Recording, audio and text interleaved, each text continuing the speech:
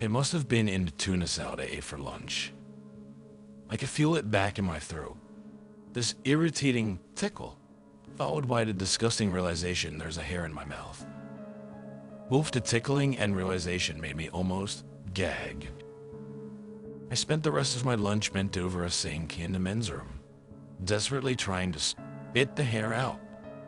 But the thing seemed to have a will of its own, actively hiding inside my mouth, teasing me, making me put my fingers in there. It tasted like salt and filth. After a while, I had to give up. I couldn't feel the hair anymore when hadn't gotten it out either. I wondered if I had accidentally swallowed it. A thought that made me retch a bit once again. I tried convincing myself that I had gotten it out without noticing. Either way, I really had to go back to work.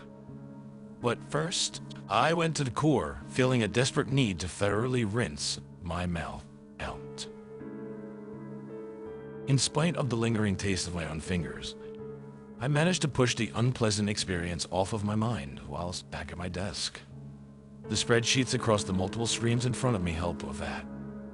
And I would have probably forgotten the whole incident if it weren't for a tiny, tiny tickle in my throat later that afternoon. It started during a big meeting with the boss. Just my luck, I guess. I tried to be discreet by clearing my throat as quietly as I possibly could. To our relief, I felt the hair loosening its grip in my throat, and I tried cornering it with my tongue. The procedure required my whole attention, but after what felt like an eternity, I finally felt the hair being pinned down. With a pleasurable sensation, I could feel this elongated cylindrical shape glide forward against the uneven roof of my mouth. Eagerly pushed onward by the tip of my tongue. It wasn't until I, with palpable excitement, could grasp the hair of my fingertips that I realized I was getting some weird looks from some of my surrounding colleagues. I smiled awkwardly at the elderly women seated opposite of me. It was Hillary from economics, who glared at me with a mixture of disgust and dismay. I sat up a bit straighter in the chair and pretended to focus wholly at the presentation. I had to fight the urge to examine the hair until the meeting was over. I then went straight to the bathroom and got a good look at it.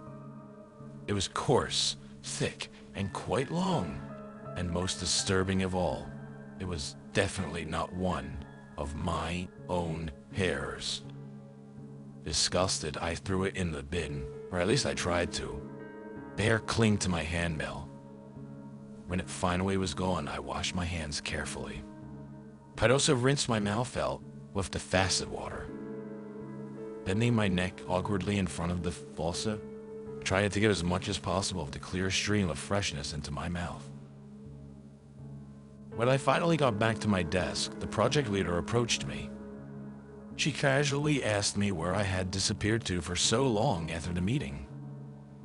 I didn't really feel like I had a satisfying answer to her question, so I told a little lie about having stomach issues after lunch. My project leader looked at me with concern and nodded. She confirmed that I looked a bit pale. She even asked me if I wanted to go home and rest. I told her I was fine and assured her I felt much better already. She didn't really look convinced though.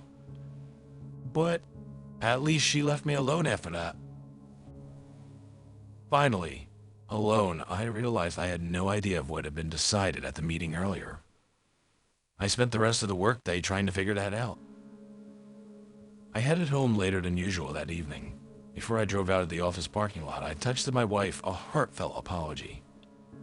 I was speeding a bit on the way home, but it wasn't that much. Sincerely. But a tickle in my throat distracted me long enough that I missed the speed control. The officer who waved me down would have probably just handed me the ticket and let me be on my way, if that tickle in my throat hadn't made me look so uneasy. Instead, I got put through the sobriety test and the search of both myself and my vehicle, before the officer reluctantly let me drive off. All while the tickle just grew worse and worse. Absent-minded, I slowly drove the last part home, where my wife questioned me about my tardiness. All whilst Max, our 2-year-old, threw himself at me, demanding I play with him now. My wife wasn't happy about my ticket, the least to say, and I couldn't really blame her. We ate a late dinner and was a silent meal where both me and my wife focused all our attention on Max, while avoiding looking at each other. The constant tickle in my throat was almost a pleasant distraction from tension between me and my wife. But as it turned out, it was also distracted her. After a while, she asked me why I hadn't touched my food, and why I was constantly clearing my throat. I said something about not having an appetite, and my wife immediately started interrogating me. Did I have a sore throat? Was anyone sick at work? And so on. She even insisted on checking me for a fever. It actually was kind of nice. She forgot all about the speeding ticket and was all sweet and caring. But I did feel a bit guilty for lying to her. So I tried to brush my symptoms off as a simple cold or something like that, and not making a big deal out of it. Apparently, a thermometer actually showed I had a bit of a fever. I used that as an excuse to leave the dinner table. I told my wife I would go to bed, but instead, I locked myself inside the upstairs bathroom. There, I inspected my reflection in the mirror above the sink. I had to admit, I looked a bit pale. Maybe I actually was coming down with something. But then the tickle interrupted my concerns. It could be another hair. It just could be. I cleared my throat and spat into the sink. A yellowish blob of phlegm dangled across the end of a dark, coarse hair. With horror, I saw and felt the blob move further down the long hair dangling from my open mouth and finally fall down into the sink. I stared at the blob, watched it slowly gliding down the curved surrounding bowl. I could feel every movement of the hair all the way deep down to my guts. I didn't dare to look up at my own reflection. If I actually saw the hair hanging out of my mouth, still connected to another part of itself, the part I could feel in my throat, I would probably lose it.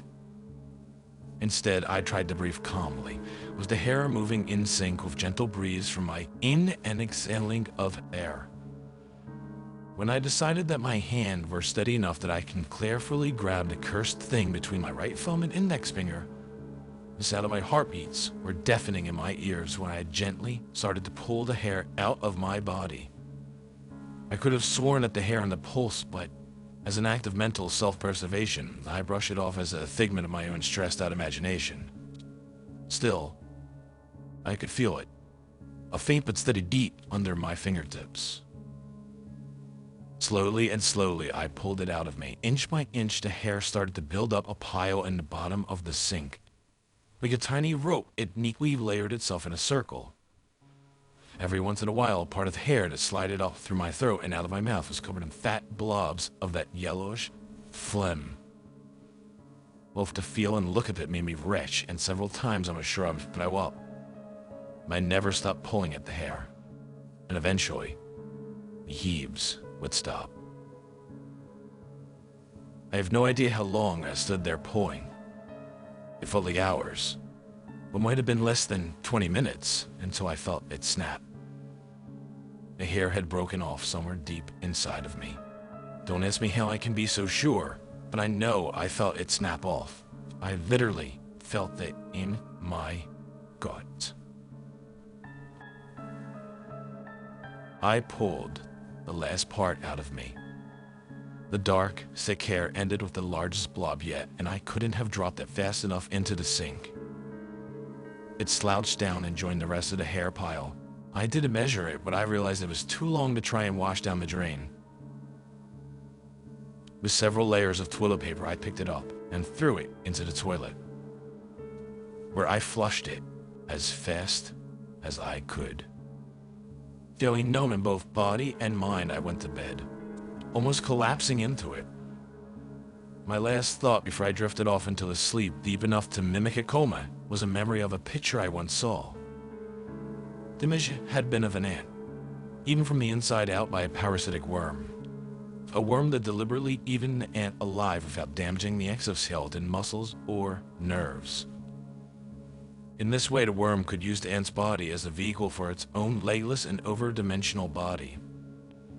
A body that sprouted out of the ant's different orifices as curled, pale spaghetti. I woke up in the dark, coughing my lungs out. I felt my wife move beside me and heard her alarmed voice asking what was wrong. I didn't answer her. Instead, I fell out of bed, cramping and heaving. In the darkness, I felt something glide out of me, something long and extremely thin. Something with a pulse. When my wife got the light turned on, there was only a large pile of yellow phlegm on the floor beside where my head has landed. From my horizontal position, I could see the faint light reflect itself on the finest, shiny trail leading from the pile of phlegm. A trail not wider than a hair. And it led to the open bedroom door and into the darkness outside of it. Before I'd passed out, I heard my wife calling for an ambulance. The next thing I knew, I was laying in a hospital bed. I'm writing this down on my phone while my wife is taken to the doctors. I want to share my story in case this doesn't end well. The medical team that's handling me are dumbfounded. They don't want to tell me anything until they're sure. But one doctor mentioned something about a possible parasitic infection. I knew that hair wasn't mine.